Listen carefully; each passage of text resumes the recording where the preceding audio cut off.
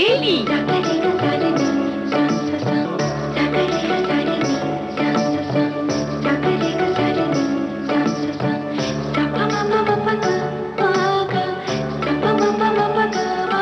सखी सहेली।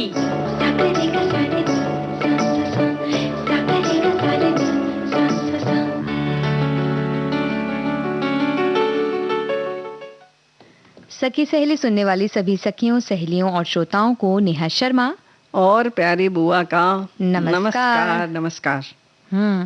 तो प्यारी बुआ, आज तो हम बहुत सारी बातें करने ही वाले हैं, जैसे कि हम हमेशा करते हैं। बस फरमाइश मत करना तुम कुछ भाई।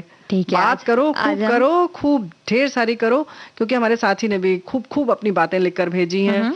उन पर भी बात करेंगे तो फिर बातचीत हो जाएगी। हाँ, है ना? बातचीत हो जाएगी। और आज सखी विशेष में हम बात करने वाले हैं मैनावती देवी की, और सावित्रीबाई फुले की आज पुण्यतिथि है, तो उन पर भी चर्चा हम करने वाले हैं। और आज का दिन बड़ा खास है। केंद्रीय औद्योगिक सुरक्षा बल की स्थापना हुई थी आज के दिन, CISF जिसको कहते हैं। आप हमारी परीक्षा ले रहे थे, हमें समझ में आ गया था ना। और इसके बारे में बड़ी मजेदार बात बताएंगे कि ये जो CISF के हमारे बहुत सारे साथी हैं, विविध भारती बड़े प्यार से सुनते हैं।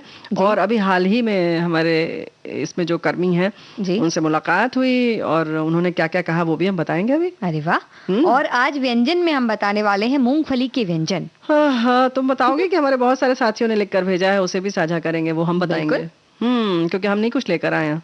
आप कुछ नहीं लेकर आए, आज हम लेकर आए हैं। हमने तो एक सबसे सरल व्यंजन तो आपको पता ही है, मूंगफली सेक कर खा सकते हैं। सेक कर खा सकते हैं। वो भी इनको तो वो वाली भी चाहिए जो छीली हुई भी रहे, इनको छीलना भी ना पड़े, यानी कि फोड़ना भी ना पड़े। जी।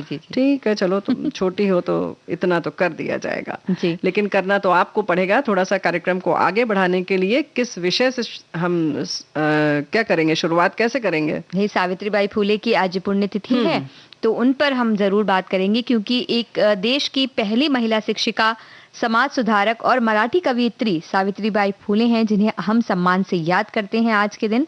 और यूं भी याद करते हैं क्योंकि उनका काम, ये रुतबा जो उन्होंने पाया है वो इसलिए पाया है क्योंकि एक लंबा संघर्ष किया उन्होंने, महिला शिक्षा के मूल्य को समझा और 1852 में बालिकाओं के लिए एक विद्यालय की भी स्थापना की थी उन्होंने। मतलब अगर सन के बारे में थोड़ा सा भी गौर फरमाएंगे हमारे साथी तो समझ जाएंगे कि 1852 जी, मतलब जबकि 1952 में भी शिक्षा के बारे में और खास तौर से बहनों की शिक्षा के बारे में सोचना भी बड़ी दूर की बात थी। और उन्होंने उस दौर में सामाजिक भेदभाव लोगों के मन में तो बसा था, और इसीलिए तो महिलाओं की शिक्षा का विचार और समाज के बदलने की सोच लोगों को पसंद ही नहीं आती थी। लेकिन इन सब बातों से सावित्रीबाई फुले बिल्कुल नहीं घबराती थी। और जाहिर है कि उनका काम फिर जैसा कि हमने देखा कि सामने आया।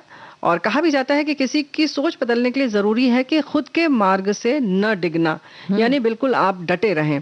और कुछ इसी तरह से सावित्रीबाई फुले अपना काम करती रहीं और सामाजिक सुधार लाने में सक्षम हो गई। बिल्कुल, जीवन भर वो सामाजिक बदलाव के लिए कार्यरत रहीं। महिला शिक्षा, पति की मृत्यु के बाद महिलाओं का पुनर्विवाह, छुआछूत निवारण जैसे क्षेत्रों में बदलाव लाने के उन्होंने कई काम किए, और उनकी लगन थी कि उन्हें इन बदलावों को लाने का हम श्रेय भी दे सकते हैं। सावित्रीबाई फुले का निधन हुआ 10 मार्च 1897 को, और वो भी वक्त ऐसा था जब उस दौरान भी वो प्लेग से ग्रस्त जो बच्चे थे उनकी देखभाल किया करती थी, जिसके कारण उन्हें ये रोग लग गया और उनका निधन हुआ। तो मतलब कितनी जीवट वाली वो महिला थी, जिसको कहना चाहिए कि इस बात से वो भयभीत नहीं हुई कि वो इस रोग से ग्रसित हो सकती हैं। और छुआछूत की बीमारी है ये तो सभी जानते हैं। उसके बाद भी एक, जैसे कि उन्होंने खुद ही कहा ना कि बिल्कुल अडिग रहना चाहिए अपने कर्म में, उसी तरह से उन्होंने किया। और जैसे तुमने पहले ही बताया कि सावित्रीबाई फुले मराठी की आदि कवयित्री की तरह भी जानी जाती हैं। सावित्रीबाई के इस अथक परिश्रम के परिणाम स्वरूप आज हम एक बेहतरीन समाज का हिस्सा बने हुए हैं। और तमाम बहनें जो हैं, जो शिक्षिका बनी बाद में या बहुत सारी क्षेत्रों में आई, चिकित्सक बनी, फिर तो तकनीक के क्षेत्र में आने लगी, वैज्ञानिक बनने लगी, इन सब में आने का श्रेय कहीं ना कहीं सावित्रीबाई को जाता है। और इसीलिए आज हम उनकी पुण्यतिथि पर, स्मरण दिवस के मौके पर उन्हें नमन करते हैं। देख लिया कहाँ रहता हूँ, जहाँ मौत जिंदगी पर हंसती है। वो दिन दूर नहीं दीपक, जब जिंदगी मौत पर हंसेगी। लेकिन कब, कैसे? मालूम नहीं। चलो मुझे घर पहुंचा दो। चलो। कभी तो मिलेगी, कहीं तो मिलेगी बहारों की मंजिल राही, बहारों की मंजिल राही। कभी तो मिलेगी, कहीं तो मिलेगी बहारों की मंजिल राही, बहारों की मंजिल राही।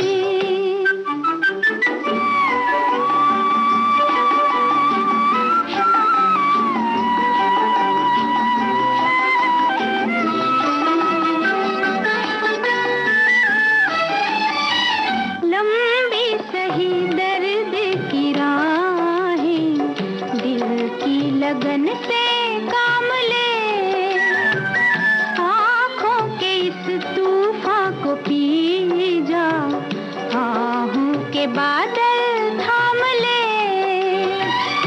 दूर तो है पर दूर नहीं है, दूर तो है पर दूर नहीं है, नजारों की मंजिल राही, बहारों की मंजिल राही। आहा हा, आहा हा हा हा, ला ला ला ला ला ला, आहा।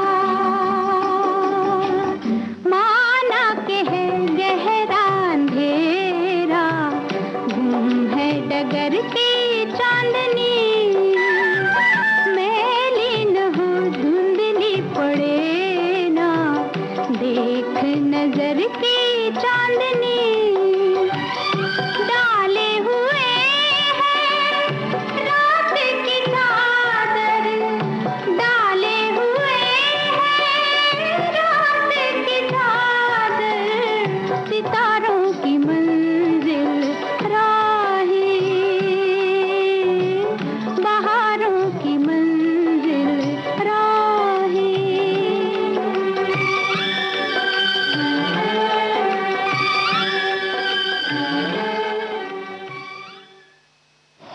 तो इस तरह से जब शुरुआत हो गई प्यारी बुआ, तो बहुत सारी बातें आपने वैसे फरमाइश करने के लिए मना किया है, इसलिए हम फरमाइश तो नहीं कर सकते।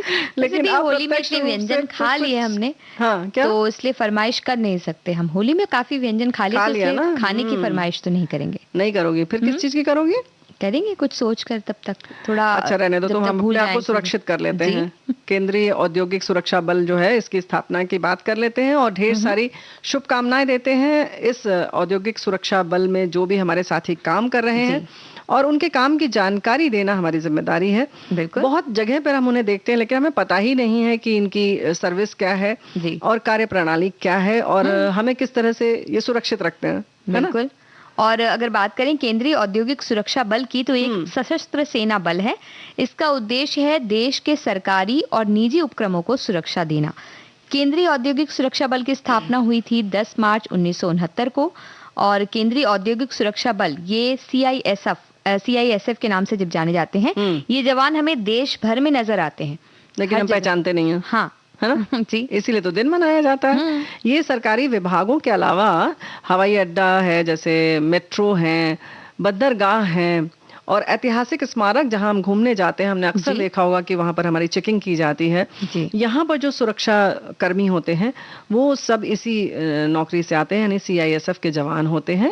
और इसके संग संग अंतरिक्ष विभाग, परमाणु ऊर्जा विभाग, पेट्रोलियम, प्राकृतिक गैस, इस्पात, कोयला, खनन, बहुत महत्वपूर्ण जो ये स्थान है जी। उसमें भी ये अपनी सुरक्षा मुहैया कराते हैं। और इसके अलावा सामरिक प्रतिष्ठानों को सुरक्षा देने का कार्य भी सीआईएसएफ के जवान करते हैं। बिल्कुल। और जब बड़े बड़े गणमान्य व्यक्ति होते हैं जिन्हें हम सुनते हैं अक्सर कि इन्हें जेड सुरक्षा दी गई, इन्हें जेड प्लस दिया सुरक्षा दी गई, इनको एक्स सुरक्षा दी गई, वाई सुरक्षा दी गई, तो ये सारी सुरक्षा भी केंद्रीय औद्योगिक सुरक्षा बल के जवानों द्वारा ही दी जाती है जी। और अगर बात करें इस बल की तो इसमें 74 अन्य संगठन, 12 रिजर्व बटालियन और 8 प्रशिक्षण संस्थान भी शामिल हैं। क्या बात है। तो नेहा बेटिया, एक बात तो है कि ये तो हमने जानकारी दे दी, और अब आप देखेंगे कि जब सुरक्षाकर्मी ऐसे बैठे रहते हैं, अक्सर हम लोग, ज्यादातर अगर हम बात करें तो हम लोग का साबका जो है हवाई अड्डे पर पड़ता है। हाँ। तो ये बिल्कुल तटस्थ भाव से बैठे रहते हैं, बाकी कुछ आप पूछेंगे तो कोई जवाब नहीं देंगे। आप पूछ सकते हैं कभी कभी, तुम तो खास तौर से पूछ लोगे भैया कॉफी शॉप किधर है, हम तो वो बिल्कुल जवाब नहीं देंगे, क्योंकि उनकी जो पूरी निगाह है वो सुरक्षा पर लगी होती है। तो जाहिर है कि बहुत मुस्तैदी से काम करते हैं। और एक बात और है कि इस सेवा में लोगों को कोशिश करना चाहिए कि इस नौकरी में जाएं, और क्योंकि बहुत प्रतिष्ठित ये सेवा है जी। इसमें जाएं। जहां तक हम ये बात कर रहे हैं तो अभी हवाई जहाज से सफर के दौरान एक एयरपोर्ट पर एक साथी से मुलाकात हुई और उन्होंने विविध भारती के बारे में कहा कि भाई ये विविध भारती जो है हम लोग सुनते रहते हैं फोन पर और हमें बहुत अच्छा लगता है, और बहुत प्यार से उन्होंने बहुत देर तक बातें की। तो बहुत अच्छा लगा कि ये सब साथी जो हैं, बहुत सारे साथी जो हैं ये फोन पर कार्यक्रम सुनते रहते हैं। तो भाई श्रोताओं, आपके भी ये साथी हैं, तो इसी तरह से साथ निभाते रहिएगा। जब श्रोताओं की बातें हम साझा करते हैं तो वो उन तक भी पहुंच जाती है। बिल्कुल। और श्रोताओं तक भी उनकी बातें हमने पहुंचा दी, तो कितनी अच्छी बात है बुआ जी। और अगर हम इस सारी बातें करते, सीआईएसएफ के जवानों को जब हम देखते हैं तो वाकई बिल्कुल मुस्तैदी से वो अपनी नजर कहीं हटाते ही नहीं, क्योंकि इतनी बड़ी सुरक्षा की उन पर जिम्मेदारी होती है। हमें लगता है कि ठीक है वो खड़े हैं, लेकिन वो सिर्फ खड़े नहीं है, वो पूरी जिम्मेदारी के साथ वहां खड़े हैं। हाँ, तो देखो ये कहने का मतलब एक बात और ये भी है कि जब हम देखें तो ये ना सोचे कि उनसे इस तरीके के कोई भी फालतू के सवाल करें, बल्कि इसके लिए जो और भी काउंटर बने रहते हैं आप वहीं जाएं, क्योंकि वो सुरक्षा में लगे हैं। और अगर उनका ध्यान भटका तो कहीं ना कहीं हमारी सुरक्षा प्रभावित होगी। और वो खुद भी नहीं चाहते हैं कि चूक हो, लेकिन वो अगर हम उनसे कुछ पूछते हैं तो वो इस तरह से भी नहीं रहना चाहते हैं कि वो कुछ जवाब ही नहीं दे रहे हैं किसी को। हालांकि आमतौर पर लिखा रहता है उनके आगे कि यहाँ पर किसी तरीके का प्रश्न न करें, लेकिन फिर भी हमारे बहुत सारे साथी तो उनको और लगता है कि नहीं, अब तो प्रश्न कर ही लेना चाहिए। जो लिखा रहता है ना बुआ जी, वो नहीं करना है, तो उससे तो करना ही रहता है। नेहा जैसे लोग सावधान रहें और ऐसी जगह पर बातें मान लें। जैसे कहा जाता है होली में कि बुरा ना मानो, तो बुरा माना जाता है कई बार। नहीं, ऐसा नहीं है। होली तो आती है, जितना भी साल भर बुरा माना है वो सब धो धा के निकाल दो रंगों के संग, है ना। हाँ बिल्कुल। तो ये तो बहुत अच्छी बात है। और जिस तरह से हमने कहा कि आज औद्योगिक सुरक्षा बल, केंद्रीय औद्योगिक सुरक्षा बल, इसका स्थापना दिवस है, तो हम सभी जवानों को नमन करते हैं और उन्हें उनके कामों के लिए सराहते हैं। साथ ही हम ये भी सोचते हैं कि उन्हें कब अंतराल मिलता होगा, छोटा छोटा अंतराल, उन्हें बहुत कम अंतराल मिलता है। बात बिल्कुल सही है, क्योंकि खास तौर से जब ऐसे त्योहार आते हैं तो हर जगह पर, बंदरगाह हो चाहे हवाई अड्डे हो, सब जगह भीड़ बढ़ जाती है, तो जाहिर है इनकी जिम्मेदारी बढ़ जाती है। तो ऐसे में हमें ध्यान रखना चाहिए कि इनकी जो भी काम है, कार्यकलाप है, उन पर हम नजर रखें, मतलब यानी कि उसको नमन करें, उसको सम्मान दें, उसको महसूस करें। और फिर इस तरह से हमेशा हमारे मन में ये रहेगा कि हम ये हमारे लिए क्या कर रहे हैं। तो हम इन बातों पर ध्यान रखेंगे और कार्यक्रम में लेते हैं एक छोटा सा अंतराल।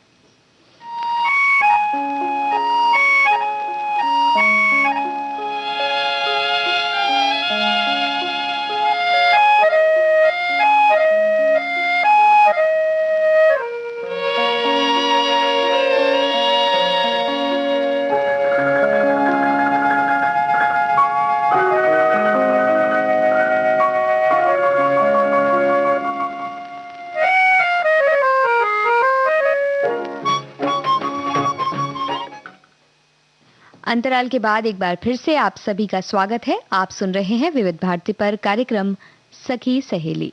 और बुआ जी, जब हम सीआईएसएफ के जवानों की बात कर रहे हैं तो उन्हीं के लिए हम चलाते हैं ये एक गीत। बिल्कुल।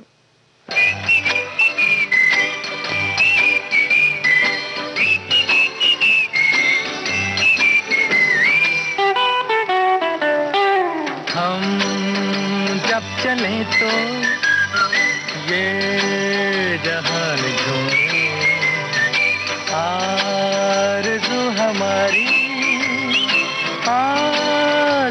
को चूमे, हम जब चले तो ये जहान झूमे, आरज़ू हमारी आसमां को चूमे, हम जब चले तो।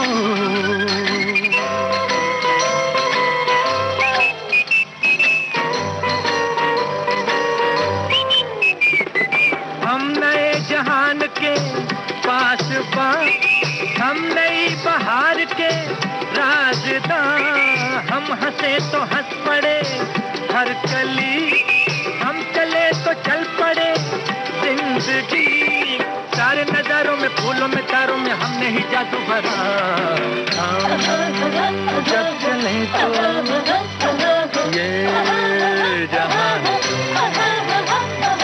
आरज़ू हमारी आसमां को चूमे, हम जब चले तो।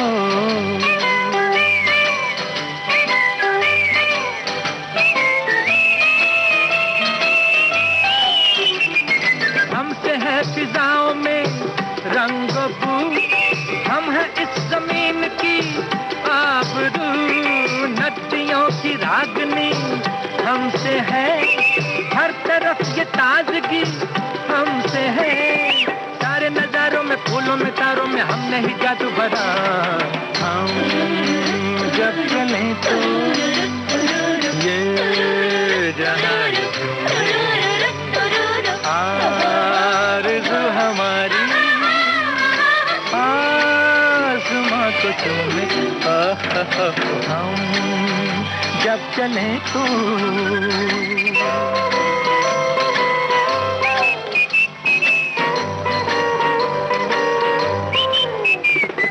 दूर हो गई सभी मुश्किलें, जिसके पास आ गई मंजिलें, देख के शबाब के हौसले, खुद ब खुद सिमट गए फासले, सारे नजारों में फूलों में तारों में हमने ही जादू भरा, हम जब चले तो ये जहान, आरज़ू हमारी आसमां को चूमे, हम जब चले तो।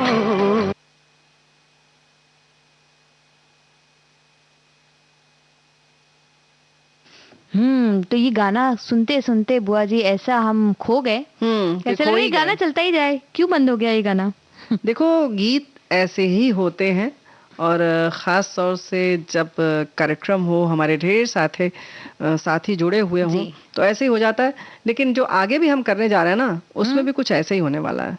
क्या करने जा रहे हैं हम आगे? अरे मैना देवी जी की तुमने बात की थी, लोक गायिका, तो जो लोक गीत आते हैं तो उसमें जो मिट्टी की सोनी सोनी खुशबू होती है, जो खास तौर से जो बोलियां होती हैं, उनका अपना मजा होता है। जैसे कि वो खई के पान बनारस वाला की बात पे जैसे समीर अंजानी जी ने बताया था ना कि उनके पिताजी से जब ये गाना लिखा उन्होंने, खई के पान बनारस वाला, तो किशोर कुमार साहब बहुत वो हो गया कि भाई खई के क्यों, खा के पान बनारस वाला क्यों नहीं कर रहे हैं आप।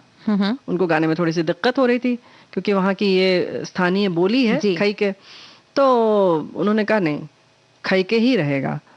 आज लगता है कि वाकई अगर खाके होता ना तो वो बात नहीं आती, वो खई के में जो है ना वो जो लटक होती है, एक मिठास होती है। हाँ तो ऐसी ही मैना देवी थी लोक गायिका, क्योंकि वैसे भी लोक कलाओं में संस्कृति निहित होती है ना, इसे आगे बढ़ाने के लिए लोक कलाकार आगे आते हैं, आते रहे हैं, और लोक कलाएं सामान्य लोगों के अंतर्मन की बात होती है। क्योंकि देखो ना, जैसे धान कूटते हुए, धान रोपते हुए, इन सब समय में जो मन से निकलते हैं उद्गार, जो गीत निकलते हैं, जो बोल निकलते हैं, स्वर निकलते हैं, वही कहीं ना कहीं मिलकर गीत बन जाते हैं, है ना।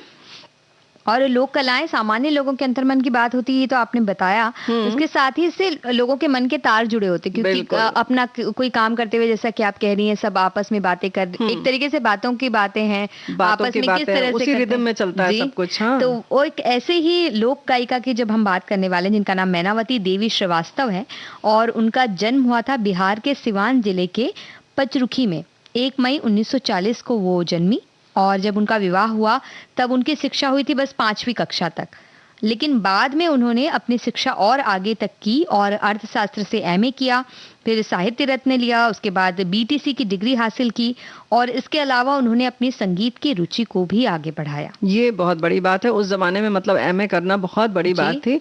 उसके बाद बीटीसी करना वो भी बहुत बड़ी बात थी। चाहती तो सिर्फ वो नौकरी करती और उसके बाद ये सब ना करती, लेकिन उन्हें संगीत से इतना लगाव था कि गायन में प्रवीण की उपाधि और तबला वादन में संगीत प्रभाकर की उपाधि इन्होंने प्रयाग संगीत समिति इलाहाबाद से प्राप्त की। प्रवीण बता दें लगभग एमए के बराबर होता है और प्रभाकर जो है वो बीए के बराबर होती है। तो ये जो डिग्री उन्होंने प्राप्त की वो भी अपने आप में काफी मुश्किल चीज थी और एक पूरी डिग्री उन्होंने हासिल की। शिक्षा के बल पर ही उन्होंने जीवन भर लड़कियों को शिक्षा के लिए प्रेरित किया। यही नहीं, वो लड़कियों के लिए गायन वादन के लिए भी आगे आने का मार्ग बनाती रही और मतलब सामने ही है। और लोकगीतों से उनका इतना लगाव था कि उन्होंने इसके संरक्षण का काम तो किया ही, यानी कि लोकगीतों के संवर्धन का भी उन्होंने काम किया। वो आसपास के लोगों से लोकगीतों को एकत्र किया उन्होंने, क्योंकि लोकगीत बस जो बड़े बूढ़े हैं वो चलते हैं दूसरे से ना। तो उन्होंने उसे लिया, उन्हें एकत्र किया और नए लोकगीतों की रचना भी उन्होंने की। इस तरह से लुप्त जो हो रहे थे लोकगीत उन्हें तो वो जोड़ती गई, अपने पास एकत्र किया उन्होंने और साथ ही नए लोकगीतों की रचना करके उनका संवर्धन भी वो करती रही। बहुत बड़ा काम है। और लोकगीतों की रचना के लिए उन्होंने अपना उपनाम मैना रखा। उनका पूरा नाम मैनावती देवी श्रीवास्तव, मैना या मैनावती देवी मैना लिखा मिलता है। साल 1974 में मैना देवी ने आकाशवाणी गोरखपुर से लोक गायक के तौर पर शुरुआत की और इसके बाद वो गोरखपुर में ही बस गई। वहाँ फिर वो आकाशवाणी और दूरदर्शन केंद्र की बी हाई श्रेणी की कलाकार थी।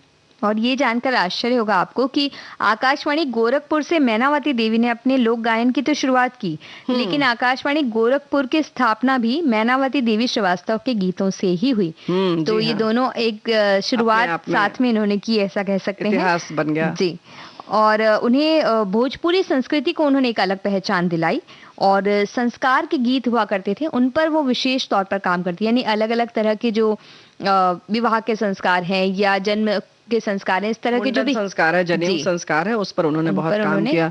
तो हम लोग इतने लोकगीत की बात हो रही है, गीत सुनते तब आगे बढ़ते हैं। पिपरा के पतवा सरीखे डोले मनवा कि हियारा में उठत हिलो, अरे पुरवा के झोंकवा में आयो रे संदेशवा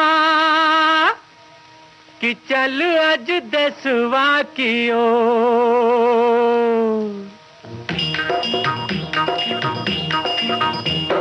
पिपरा के पतवा सरीखे डोले मनवा की हियारा में उठत हिलो, पुरवा के झोंकवा में आयो रे संदेशवा की चल आज देशवा की ओर।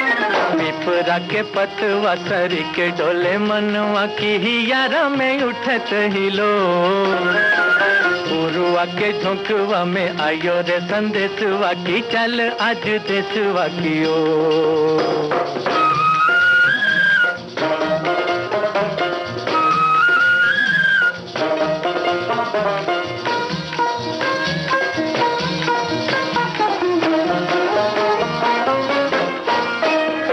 झुकी झुकी बोले कारे कारे ये बदरवा, झुकी झुकी बोले कारे कारे ये बदरवा, कब से पुकारे तो है नैनों का कजरवा। उमड़ घुमड़ जब गरज बदरिया रे ठुमक ठुमक नाचे मोर। पुरवा के झोंकवा में आयो रे संदेशवा की चल आज देशवा की ओर।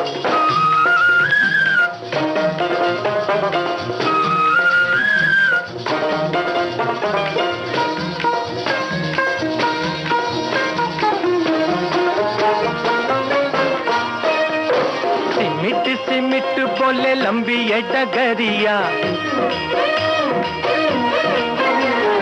सिमिट सिमिट बोले लंबी ये डगरिया, जल्दी जल्दी चल रही अपनी नगरिया। रहिया तकत बिरहिनिया दुल्हनिया रे बांध के लगनिया की डोर। रुआ के झोंकवा में आयो रे संदेशवा की चल आज देशवा की ओर।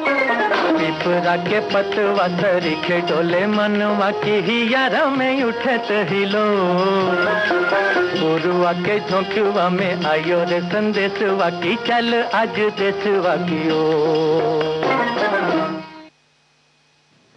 तो हम जो बात कर रहे थे नैनावती देवी की, और वो लोक गायिका हैं, लोक गीतों के तो करेंगे ना उनकी बात। हाँ, अच्छा, साथ ही साथ उनकी बातें भी करेंगे। और लोक परंपरा में वो जिस तरह से वो लोकगीत लिखा भी करती थी खुद भी, और संस्कार गीतों पर विशेष रूप से उन्होंने काम किया, जैसा कि हमने बताया। और लोक परंपरा को गीतों में ढालने का काम भी उन्होंने काफी कुशलता से किया। और उनके लिखे गीतों में सामाजिक परिवेश में किस प्रकार का रहन सहन होता है, जीवन या मृत्यु की संस्कृति कैसी होती है, इन सभी को उन्होंने अपनी रचनाओं में स्थान दिया है। तो वो एक कवित्री तो थी, लेखिका भी थी, और साथ ही साथ बतौर म्यूजिक अरेंजर आकाशवाणी में उन्होंने काम भी किया। तो भाई इस सारी सेवाओं के लिए उन्हें बहुत सारे सम्मान भी मिले। सर्वप्रथम सम्मान 1981 में मिला। ये सम्मान था भोजपुरी लोक साधिका सम्मान, भोजपुरी शिरोमणि सम्मान 94 में, भोजपुरी श्रम रत्न सम्मान 2001 में मिला। इसी तरह से भोजपुरी भूषण सम्मान, नवरत्न सम्मान, लोकनायक भिखारी ठाकुर सम्मान, युवा चेतना समिति और जर्नलिस्ट प्रेस एसोसिएशन द्वारा लाइफ टाइम अचीवमेंट सम्मान भी मिला, गोरखपुर गौरव सम्मान, और इसके अलावा भी उन्हें बहुत सारे सम्मान मिले। भाई वैसे तो हकदार थी वो, है ना। और एक और, मैनावती देवी ने लोक गायन से लोकगीतों को एक अलग पहचान दिलाई। तो उन्होंने कई रचनाएं भी की। उनकी कुछ भोजपुरी गीतों की पुस्तकों के नाम अगर हम बताएं तो गांव के गीत, पपीहा सेवाती, पुरखन के थाती, कचरस तो अप्रकाशित रही। और इसके अलावा उन्होंने जो रचनाएं की उनमें है सरस्वती चालीसा, चित्रगुप्त चालीसा, और उसके अलावा उन्होंने गीत लिखे याद करे तेरी मैना, चोर की दाढ़ी में तिनका उनकी कविता रही, बेघरनी घर भूत के डेरा ये कहानी उन्होंने लिखी। तो इस तरह से बहुत सारी रचनाएं उन्होंने की, कहानी, कविता, तो लोकगीतों के लिए एक नई राह रचने वाली थी मैना देवी। और 16 नवंबर 2017 को इस लोक को उन्होंने विदा कहा। उनकी आवाज और लोकगीतों से उनका जो प्रेम है आज भी हमारे दिल में बसता है। प्रतिवर्ष लोक गायक गायिकाओं को सम्मानित करने के लिए नैना देवी राष्ट्रीय लोक गायिका सम्मान आयोजित भी किया जाता है। बहुत बड़ी बात है। और उनकी कविता भी अगर हम बताना चाहें अपने श्रोताओं को, तो उन्होंने कविता लिखी, जहाँ मेढ़िए खेतवा चरी जाला का करी है भैया रखवाला। यानी जहाँ मेढ़ यानी कि जो बकरी खुद खेत चर जाती है तो वहाँ रखवाला कुछ नहीं कर क्या सकता। कर पाएगा। जहाँ नदिये पानी पी जाई, जहाँ पेड़वे फलवा खा जाई, जहाँ माली गजरा पहिरे, ऊ फूल के बाग उजरी जाला, जहाँ मेढ़िए खेतवा चरी जाला। जहाँ गगन पिए बरखा पानी, धरती निगले सोना जानी, जहाँ भाई भाई झगड़े उन्हें सब बात बिगड़ी जाला, जहाँ मेढ़िए खेतवा चरी जाला। क्या बात है। तो बात बिल्कुल सही है। वैसे तो जैसे कहते हैं ना कि वृक्ष कबहू नहीं फल भके, यानी कि जो वृक्ष हैं वो कभी अपने फल नहीं खाते। नदी न संचय नीर, नदी अपने लिए पानी संचित नहीं करती है। उसी को इन्होंने दूसरे रूप में प्रस्तुत किया कि जहाँ ये खा लेगा वहाँ अनर्थ ही है समझो, है ना। तो रखवाला क्या करेगा। तो इस तरीके की चीजों को लेना और कहीं ना कहीं संदेश भी दे जाती हैं ये गीत और ये बातें, और अपनी संस्कृति को बचाना चाहिए। लेकिन हमें अब एक गीत सुनाना चाहिए कि कुछ और करना चाहिए। भाई गीत से पहले एक अंतराल ले लेते हैं।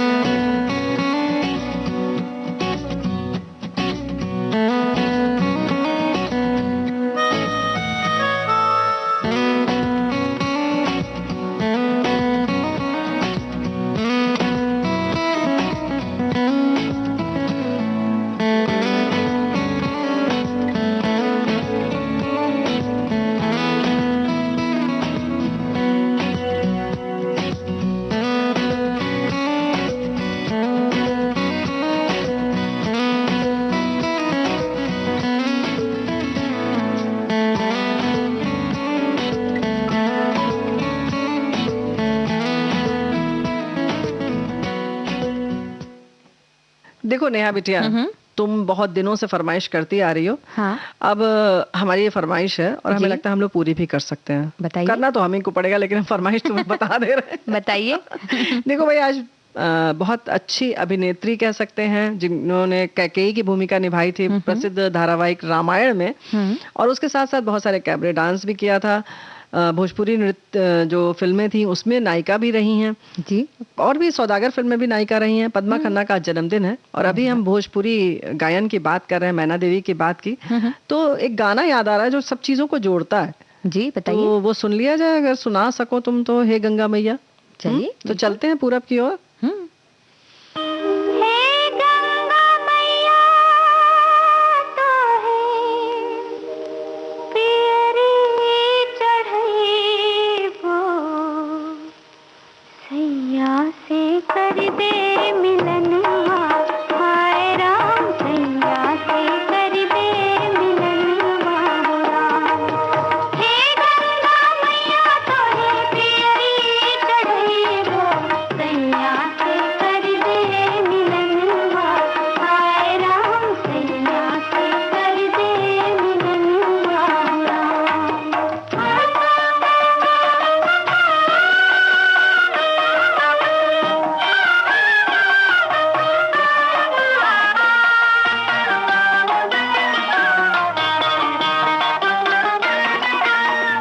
गंगा नहाई सूरज पैया लागी आई, मांगाइए के मंगनवा हो राम। गंगा नहाई सूरज पैया लागी आई, मांगाइए के मंगनवा हो राम। हे गंगा मैया तो है पियरी चढ़े वो, सैया से कर दे मिलनवा, हाय राम सैया से कर दे मिलनवा हो राम।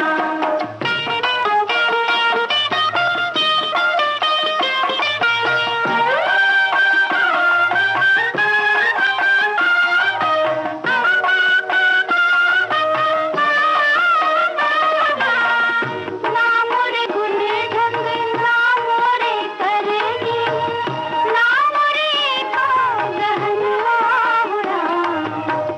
खोल घूंघट जब पिया मुख देखी है, करबई में कौन बहनवा, हाय राम करबई में कौन बहनवा हो राम।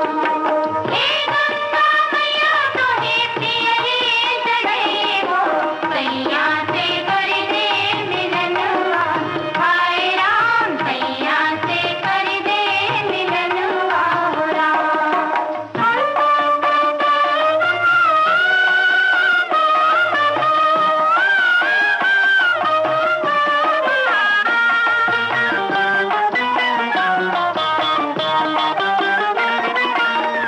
एक कोठरिया में आना रे जाना, एक कोठरिया में रहना हो राम।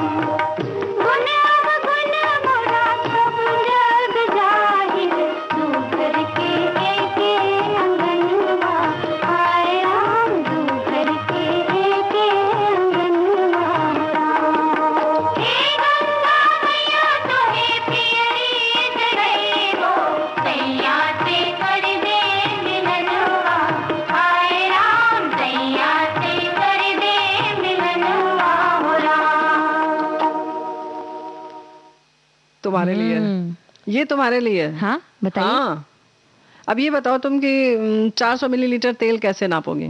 400 मिलीलीटर सिंपल बात है ना। 500 मिलीलीटर तेल लाते लाते उसमें 100 मिलीलीटर या तो हम गिरा देंगे रास्ते में, या तो 100 मिलीलीटर कम कर देंगे। कम कैसे करोगी भाई, अंदाजे नापने के लिए है ही से। नहीं है। अंदाज।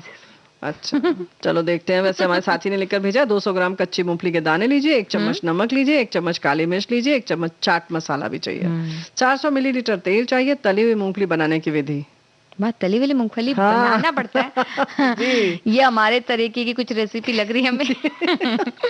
इसीलिए तो हमने झपट लिया, तुमको नहीं बनाने देंगे आज हम।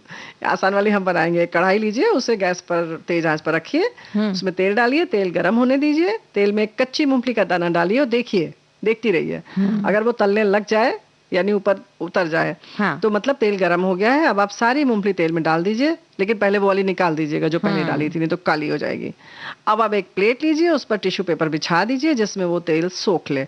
अब छेद वाली करछुल से मूंगफली को तेल में चलाइए। 5-6 मिनट बाद आप देखेंगे कि मूंगफली का रंग बदल रहा है, और जब मूंगफली सुनहरी हो जाए तब आप उसे निकाल लीजिए। ये तो बड़ी अच्छी रेसिपी है, बहुत जल्दी बन जाएगी। बहुत और अच्छी इससे भी अच्छा है, आपको मूंगफली छीलना ही नहीं है, छिलके के साथ ही आप उसको सेक दीजिए और सबको दे दीजिए, खुद ही छीलेंगे खुद ही खाएंगे।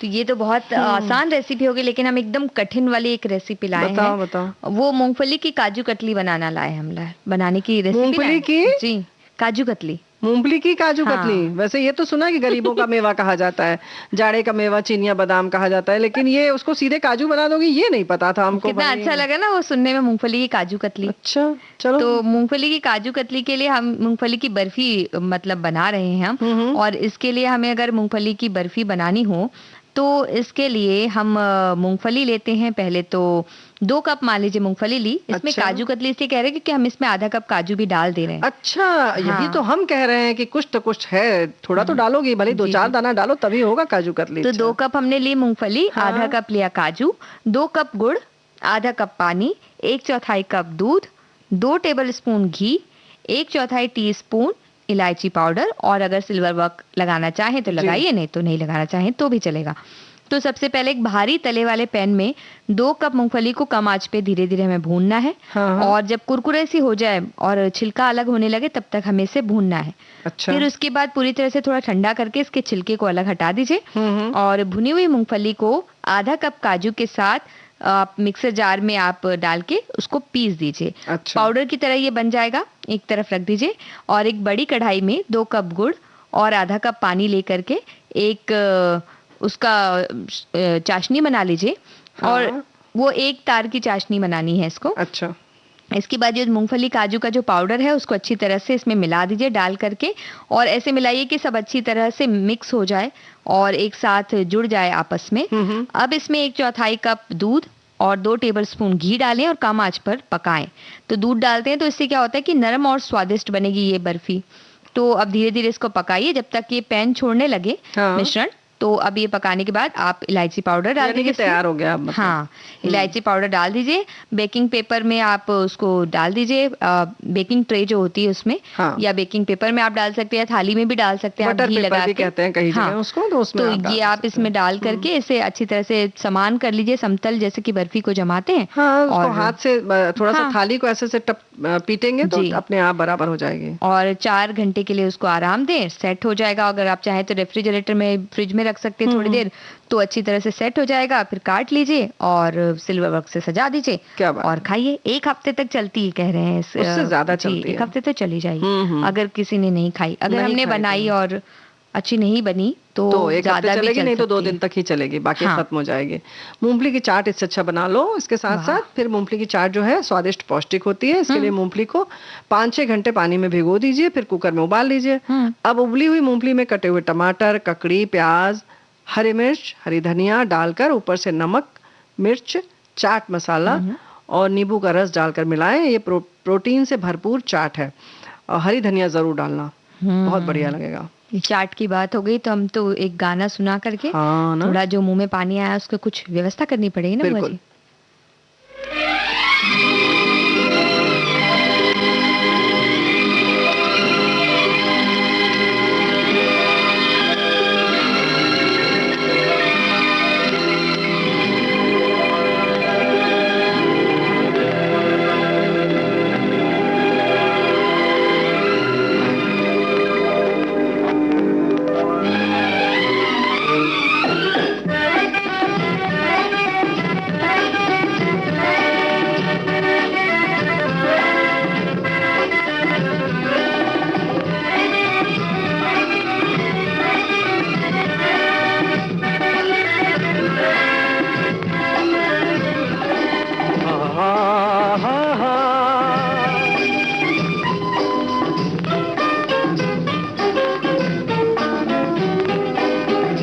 दिल मेरा एक आस का पंछी उड़ता है ऊंचे गगन पर, पहुंचेगा एक दिन कभी तो चांद की उजली जमी पर। दिल मेरा एक आस का पंछी उड़ता है ऊंचे गगन पर, पहुंचेगा एक दिन कभी तो चांद की उजली जमी पर। दिल मेरा एक आस का पंछी।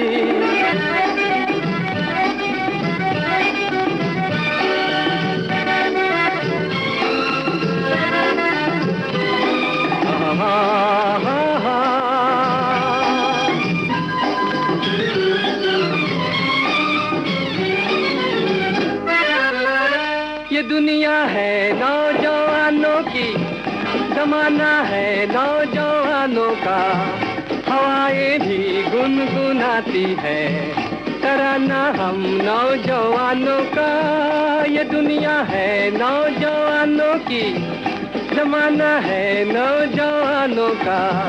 हवाएं भी गुनगुनाती है तराना हम नौजवानों का। बदलेगी एक दिन ये हस्ती, चमकेगा एक दिन मुकद्दर। आएगा झूमता सवेरा जीवन में रोशनी को लेकर। दिल मेरा एक आस का पंछी उड़ता है ऊंचे गगन पर, पहुंचेगा एक दिन कभी तो चांद की उजली जमी पर। दिल मेरा एक आस का पंछी।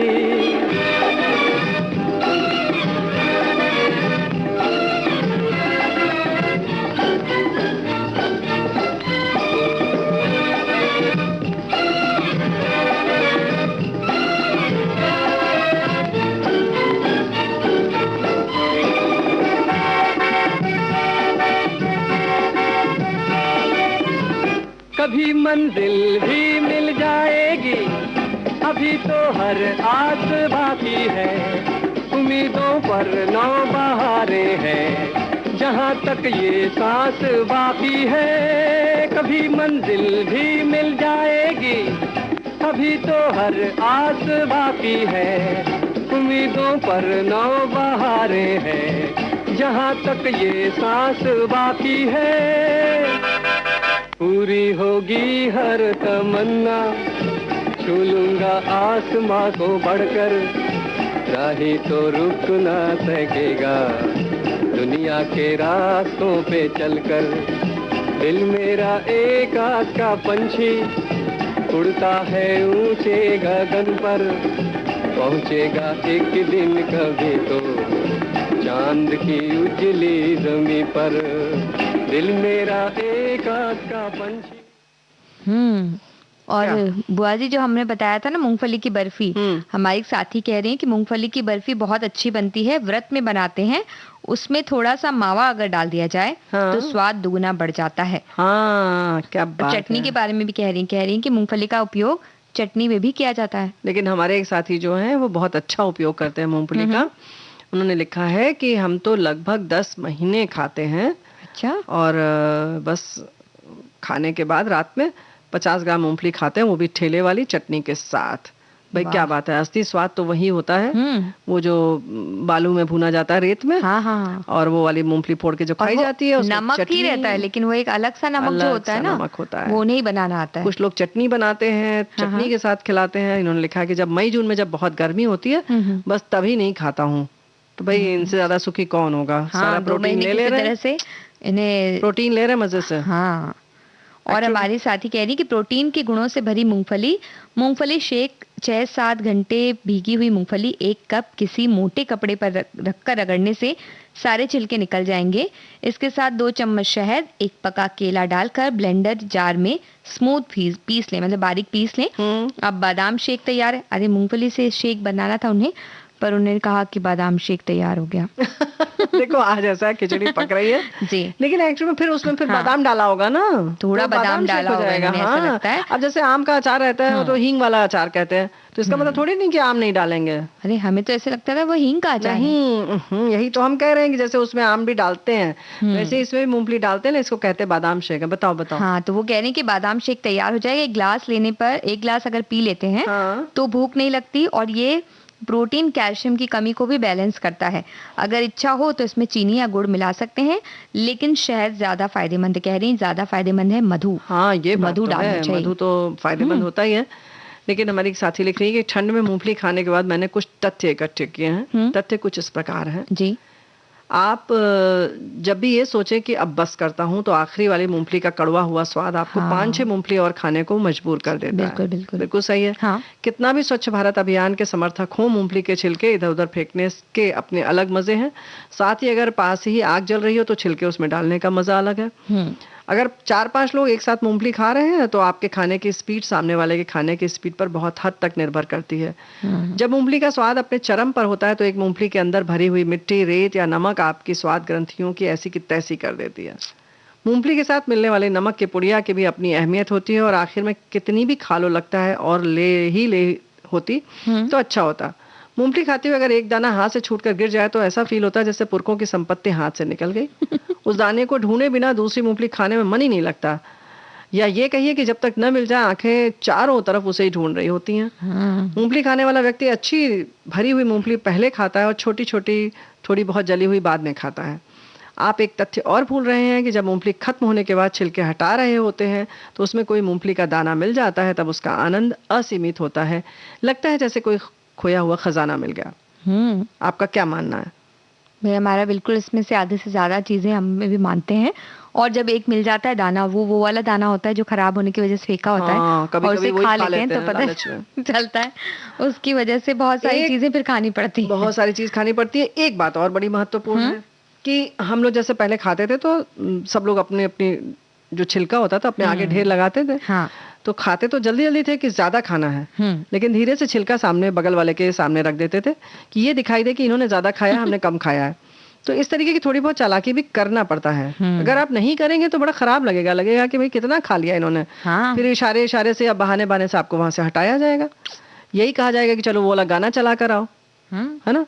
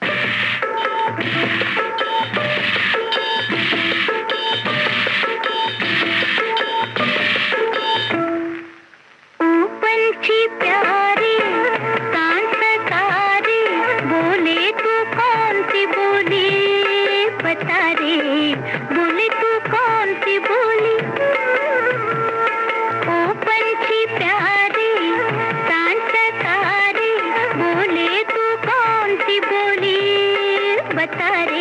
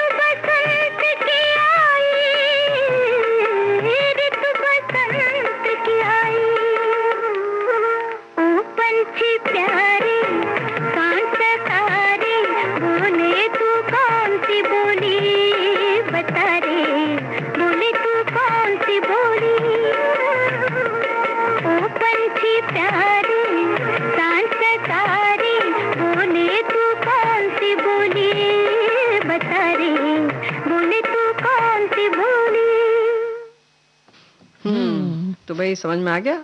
हाँ। बोले तू कौन सी बोली?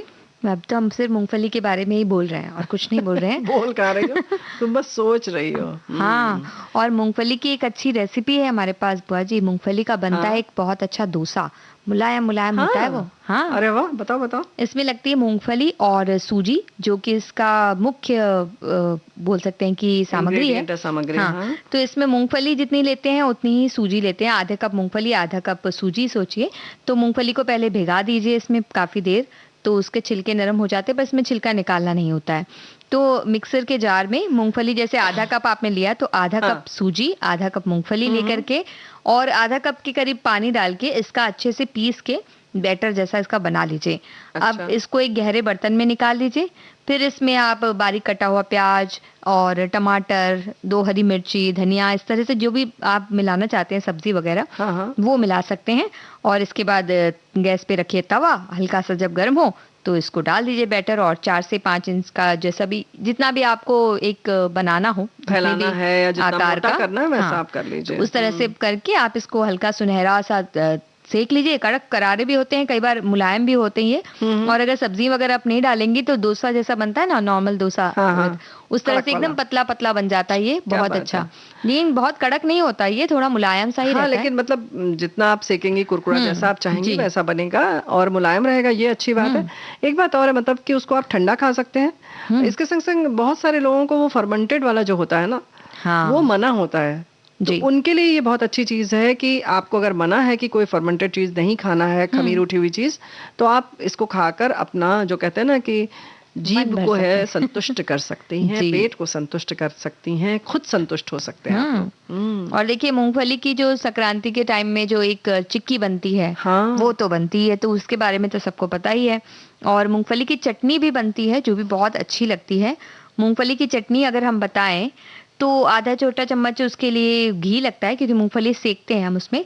3/4 कप मूंगफली, 1 छोटा चम्मच उसमें उड़द दाल डाल सकते हैं, 2 बड़े चम्मच चना दाल डालिए, करी पत्ता थोड़े से, हरी मिर्च, अदरक, इस तरह से चाहिए। और तड़का भी इसमें लगा सकते हैं, राई, उड़द दाल और करी पत्ता, सूखी लाल मिर्च का, जैसे दाल वाली चटनी में लगते हैं वैसा। तो इसकी मूंगफली की चटनी बनाने के लिए सबसे पहले तो कढ़ाई में थोड़ा घी गरम कीजिए, मूंगफली डालें और धीमी आंच पर 3 से 4 मिनट के लिए इसको सेक लीजिए। अब उसमें उड़द दाल, चना दाल डाल के हल्का सेकें, क्योंकि ये बाद में इसलिए डालें, ये फटाफट सीख जाती हैं जी, फिर जल जाएंगी नहीं तो साथ में डालने से। कौन जल जाएंगे? दालें जल जाएंगी। अच्छा, हमने कहा कि जो डालेगा वो जल जाएंगे। अरे नहीं नहीं, अच्छा ठीक है। अब इसमें करी पत्ता, लाल मिर्च, जो खड़ी लाल मिर्च है वो डालकर थोड़ी देर पका लीजिए। अब गैस बंद कर दीजिए। जब ठंडा हो जाए मिश्रण तो उसके बाद इसको मिक्सर में डालिए, अदरक डालिए, साथ में नमक डालिए, थोड़ा पानी डालिए और बस पीस दीजिए। और इसके बाद तड़के पैन में तड़के घी गरम कीजिए या तेल से भी आप तड़का लगा सकते हैं। और इसके बाद इसमें राई, उड़द दाल, करी पत्ता, लाल मिर्च आप डालिए और सब जब तड़क जाए तो बस तड़के को चटनी में मिला दी। चटनी को तड़के में कभी मत मिलाइए। अच्छा, तड़के को हमेशा चटनी के ऊपर डालिए। कई बार हमने एक हमारे साथी को देखा था, उन्हें बताया, कहा कि इसको छोंक दीजिए, तो उन्होंने फिर कढ़ाई में जो चटनी डाल के छोंकी उसको, तो उसके बाद चटनी तो कुछ रही नहीं, वो कुछ नहीं चटनी थी, तड़का गायब हो गया। नई रेसिपी बन गई, वो पका दिया उन्होंने चटनी को। तो चटनी की एक अच्छी रेसिपी बन गई जो अच्छी नहीं लगी, चटनी की चटनी बन गई। तो भाई ऐसा मत करिएगा, खाना नहीं चाहा। हाँ, और वैसे भी ऊपर वो सजावट में भी बहुत अच्छी लगती है, वो जो तड़का होता है वो बहुत अच्छा लगता है। लेकिन एक बात और है नेहा बिटिया कि जैसे ये चटनी जो बनाना है तो मूंगफली जो भुनी हुई आती है, अगर आपने वो लिया तब आपको नहीं भुनना है, इस बात का ख्याल रखिएगा। कुछ लोग वैसी पैकेट वाली भी लाते हैं जिसमें कि आजकल तो दाने भुने हुए भी मिलते हैं, या जो हम लोग बालू में भुनी हुई की बात कर रहे हैं छिलके वाली, वो है अगर, तब आपको नहीं भुनना है, ये बात ख्याल रखिएगा। नहीं तो भैया हम नहीं जानते, वो यही कहेंगे कि नेहा बिटिया ने कहा था तो हमने तो भून दिया। हाँ, और सारा प्रोटीन विटामिन जो भी उसमें रहेगा वो सब भून जाएगा और उसके बाद फिर कुछ मिलेगा नहीं अच्छा खाने के लिए, केवल वो भूसी भूसी मिलेगी। तो इस तरह से ये मूंगफली की चटनी ऐसे बना सकते हैं। मूंगफली का डोसा और मूंगफली की चटनी भी साथ में ना दें, क्योंकि फिर वो ज्यादा हो जाएगा, मूंगफली वाला व्यंजन प्रोटीन ज्यादा हो जाएगा। ज्यादा प्रोटीन भी अच्छा नहीं होता कई बार। तो मूंगफली की चिक्की के बारे में वैसे तो सभी जानते हैं, लेकिन नहीं, ऐसा नहीं है, सब लोग नहीं जानते हैं। अच्छा, तो इसके लिए गुड़ वाली चिक्की हम बताते हैं। बताओ। इसके लिए मूंगफली जितनी भी आपको बनानी हो, मान लेते हैं, चलिए 1 कप अगर हम बना रहे हैं, 1 कप मूंगफली के दाने ले रहे हैं, तो 3/4 कप गुड़, या फिर कसा हुआ ले सकते हैं या बारीक ले सकते हैं या कूट देते हैं कई बार उसे, और कहीं कहीं गीला मिलता भी है। हाँ, हाँ। और एक एक टेबल स्पून घी लगेगा। तो अच्छा। इसके लिए आप मूंगफली को एक भारी तले वाली कढ़ाई में धीमी आंच में 5-6 मिनट के लिए भूनें और जले ना, इसके लिए बार बार चलाते रहें। और बाद में 3-4 मिनट के लिए ठंडा हो जाए तो थोड़ा रगड़ेंगे तो इसके छिलके आराम से जाएंगे। वो बाहर लाल निकल वाले जाते हैं। छिलके की बात कर रहे हैं हम लोग, जो लाल बिल्कुल वाले। चिपका रहता है। तो वो हाँ। सफेद सफेद हो जाएगी। इसके बाद एक बड़ी सी थाली के पीछे आप बेलने के लिए पहले तैयार कर लें। एक बार पहले तो गुड़ आप चढ़ा दें एक भारी तले वाली कढ़ाई में, मध्यम आंच में घी गरम करें, उसमें गुड़ डालें और थोड़ा चलाते रहें चम्मच से। इसमें पानी नहीं डालना है जी। और इसके बाद में आप एक तरफ से एक थाली को तेल लगाकर तैयार रखें, बेलन के साथ, बेलन को भी तेल लगाकर, कि उसको फटाफट बेलना होता है। हाँ। नहीं तो फिर वो कड़क हो जाती है, तो फिर आपको जो जितना बड़ा लड्डू हो जाएगा उतना बड़ा खाना पड़ेगा। और इसके बाद जब गुड़ तैयार हो जाए, गुड़ को चलाते हुए, गाढ़ा रहेगा गुड़, लेकिन आपको दिखेगा पिघला हुआ। जब पिघला हुआ दिखता है 4-5 मिनट, तो अगर आप पानी में डालेंगे ना उसको, तो गुड़ की छोटी सी बूंद, तो हाँ वो गोली बन जाएगी, वो पिघलेगा नहीं। तो जब ऐसा हो गया तो उसमें मूंगफली मिलाकर आप चलाते जाइए अच्छे से।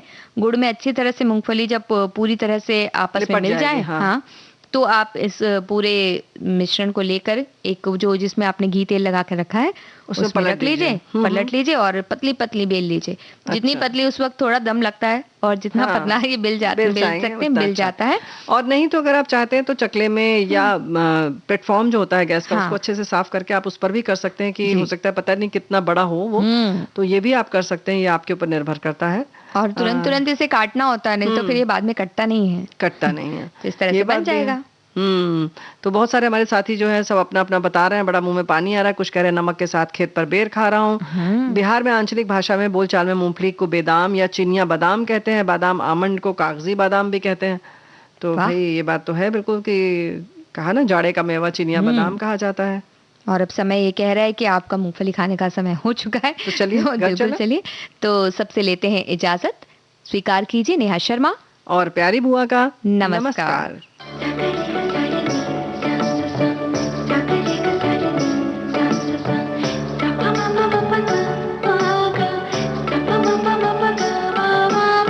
सखी सहेली।